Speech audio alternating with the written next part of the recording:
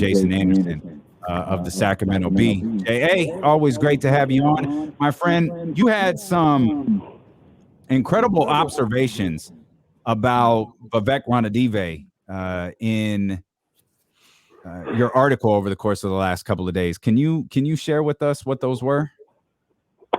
Yeah. And Damian, I'll also share with you that we have a website just like everybody else. We're not just throwing news. Oh, that's right. You're not. I forgot. Because I'm looking at Kenny. I'm remembering the paper. That's my bad. Man. I don't get the physical form no more. I read my man Jason Anderson on the www.com or www.sacbee.com. I love that you put the www in front, but that's HTTP. Yeah. So, I don't know. I just kind of found myself watching Vivek as much as I was watching basketball Friday and Saturday night. And I think what you're alluding to is a point I made that there were times the ball was on one end of the floor and Vivek's looking the other way at the bench. And he's, kind of peering over at Luke and watching what's going on over there, or at least appeared to be kind of watching what was going on over there. So, we've all seen the writing on the wall, certainly recently over the last week, the tension has grown and, he's sitting there with Matina on one side and John Reinhardt on the other. And, this is a team that just is bad for business right now. You got 13,000 in the arena. One of them's puking on the floor. It's a bad look, and things just have kind of spiraled, unfortunately, for this group over the last couple of weeks. Jason, from your understanding, and what up, Jason? This is my guy, Jason Anderson. What's going on with you, man? How you doing, man? You keeping everybody in line, Casey? I'm trying. They don't be listening to me. I try. All I can do is just tell them, Jason. All I can do is lead them to the water. I can't force them to drink it. All right, that's all I can do. Truth, man. You got it.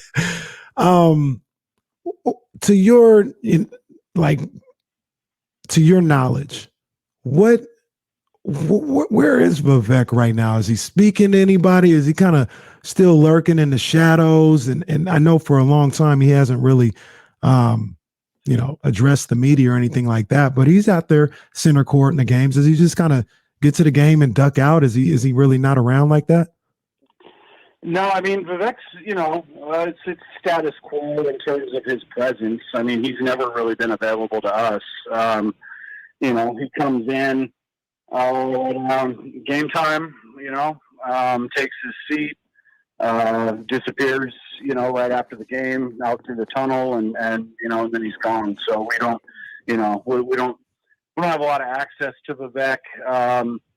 In terms of, his involvement, I don't know. I have questions about how this all went down and the decision-making, who felt what. I know there were people in Luke's camp, and I wrote this as well. There were people in Luke's camp that were more or less resigned to his fate here recently, and I don't, that does not include Luke. I think Luke, wanted this job. I think he still, wants this job.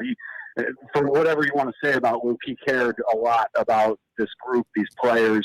Mm-hmm. And I think that, I think it hits him pretty hard that he's not going to get a chance to see it through. But there were people around him who just felt like it was, it was a snowball effect, and they couldn't stop it. And Vivek was described to me as an agent of chaos, a forever agent of chaos. And, that's a reputation that he's had for a while. And it's not just locally, it's nationally, it's NBA circles, whether you're talking to agents or people in front offices or whoever, it's a perception that's out there. And I don't know, I don't know that has changed. And, I still have questions about this and who wanted to do what and the timing of it. Monty doesn't strike me as a real impulsive guy. Okay. He's very analytically minded. And, maybe this wasn't an impulse move. Maybe it's something that's been on the radar since the end of last season. But it was only so long ago that Monty was out there telling us that, look, Luke's our guy. We think he's going to lead us back to the playoffs. We're bringing him back. And it's just hard for me to wrap my mind around the idea that you're going to get 17 games into a new season. And, you played over your heads for half of those games. They got to 5-4 before the wheels started to come off a little bit these last 2 weeks. And it's odd to me that things could change so abruptly. But, you also have to point out, in fairness, losing 7 out of 8 is not a lot different than losing 9 in a row. And, they made it very clear during the off season that, we can't have that anymore. That, and so here we are, unfortunately. But I don't know that it's, I don't know. I don't know if it's something to celebrate or not. I know a lot of people are happy to see this change. To me, it's sort of the same old thing. I mean, this is not a step forward in terms of the culture of the organization or any sense of stability or continuity. This is just sort of more of the same. It's pretty ridiculous. We heard there were people singing and dancing and rapping on the radio today, which is just absurd. Jason Anderson of the Sacramento Bee with us here. And by the way, we're in step with you in that line of thinking. Like, no one, and I wasn't a fan of Luke Walton. I wasn't a fan of the hire. I wasn't a fan of keeping him. But I also knew if we got to this point, it means things were bad for the Kings. And the question is, why are things bad for the Kings? Removing, Luke Walton from his position as the head coach is a step, but it doesn't fix everything. And I think as you were joining us, Jason, one of the things we were talking about that Kenny and I are both frustrated with is De'Aaron Fox. And for me, De'Aaron really lost me Friday night with that press conference. I'm curious your impressions of that Friday night show from De'Aaron Fox. Yeah, well, it wasn't good, and it wasn't the first time either. His last his previous media availability was more of the same in terms of just the bad body language, and certainly noticeable. He's been better the last couple of times that we've talked to him, including today at shoot around. He gave us his thoughts on, what happened yesterday and what needs to happen moving forward. So I don't know. It's not good. And I've been careful about, I don't want to misread somebody's body language. That could mean 100 different things. And, first and foremost, it might just mean that he knows he's not playing at the level that they need him to play at. And, I think maybe more than anything, that's what's frustrating him. So I don't want to misread that. I wouldn't, necessarily attribute that to any kind of anything with the coaching staff or with his teammates or his situation. I think he's not playing well. I think he's probably hearing about it on social media and, seeing that there's been a little bit of a heel turn amongst some in the fan base in terms of their support and their belief in him. And, for a young player that's really trying to win in this league, which is difficult to do anyway, and even more difficult, over the years to do in Sacramento. I think that might just be sort of the source of his frustration, but they need more from him.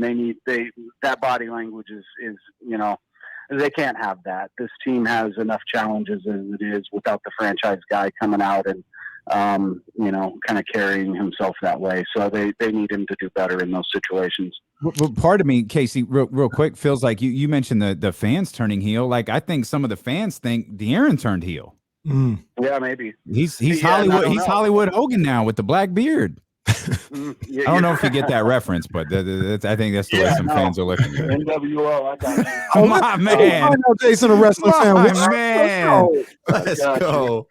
Yeah, and I'll go back to what I said a minute ago, where I don't want to err, one way. I don't want to err the other way either and leave that out. I'm not going to necessarily sit here and say that that's the case, but I think we'll find out. I mean, time will tell, and we're going to learn a lot about this group of players, this roster, by what happens starting tonight, because if Luke was the problem, then in theory, they start to play better now. And, I don't know that I necessarily subscribe to that either, because, they were already playing for Alvin Gentry too. And, Alvin's got a 35-year track record in this league, very well liked and respected everywhere. But we'll see. I don't know. They're not going to, there's probably not going to be a big difference in what they're doing. Fox said today, he told us that he doesn't expect there to be a big overhaul. He thinks that rebounding and defense continue to be areas of weakness that have to improve. And a lot of this was right out of the Luke Walton press conferences. You know what I mean? Where Luke has stressed these things for 2+ years every day. That's one thing I've always, noticed and given him credit for, is that his messaging has been very consistent, very steady, and he has stayed right on point that certain things had to get better with this group, and those things haven't gotten better, and I'm not convinced that, just overnight they're going to. Yeah. Jason, real quick before we get you out of here, do you think that this group can turn their season around? Do you trust that this group can turn their season around? I think that I think they are. I don't know that my opinion of this group has changed a lot. I think a lot of people are disappointed in these 2 weeks and not seeing more fight from them. But look, we were always looking at them as like at the 8, 9, 10 spot in the West, and to me that hasn't changed. I mean, we're 17 games in. There's what does that make, 65 to go? You look at the standings. Right now it looks like maybe them or Minnesota for that 10 spot, and it really doesn't deviate a lot from I don't think what the expectations were in the beginning. The question in my mind was, could they achieve at a higher level than that? Like I had a hard time seeing them get up to that 6th spot where you're in the playoffs. And I still have, maybe it's even harder to see now that they've, these early games count. They matter. You squander game 4 in a row and you should have won, 3 or all 4 of them if you listen to Tristan Thompson. And, those wins, you're going to look at the standings after 82 games, and there's going to be a difference in where the Kings are because of those 4 games. I guarantee it. It's going to be close, whatever it is. I think they're still kind of on the same trajectory. Nothing really has changed in my mind, despite the fact that they've squandered some games recently, except maybe that higher ceiling. I think they're going to have maybe a harder time getting to that higher level, but I still think they're probably where we expected them to be all along at the end. Great work as always, Jason. Thanks for carving out a few minutes for us, man. We really appreciate it. SacBee.com, baby. Check it out.